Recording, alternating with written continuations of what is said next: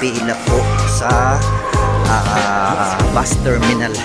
Kanina po kasi bago tayo makasakay ng MRT, grabe pong pinagdaanan natin pila, super haba. So bumababa na po tayo ngayon ng MRT going to bus terminal, going to Pasita.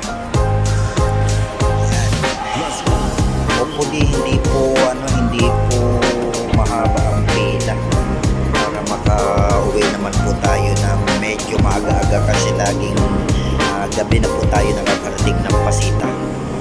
Pero tiyaga-tiyaga lang po talaga, kasi ganun po talaga ang buhay, lalo na pag walang sariling sasakyan. Ito na nga, nakikita ko na po kung gaano po kahaba ang pila.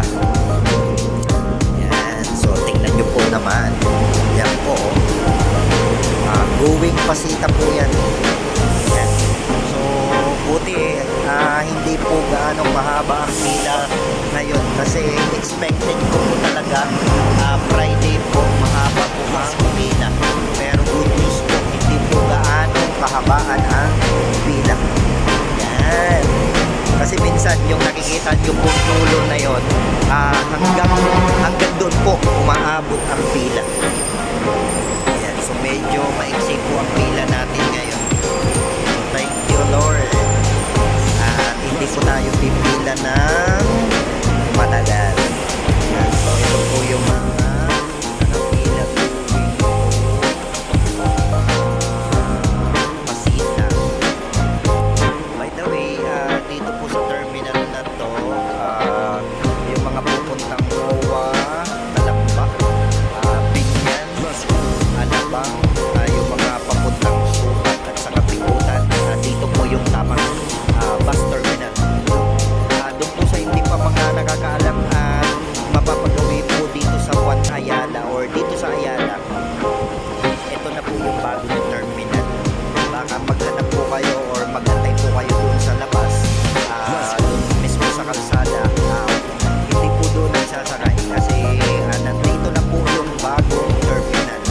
So mas safe po siya kumpara yung dati, kasi marami pong nadudumugan doon sa labas nung hindi pa po nagagawa itong terminal na to.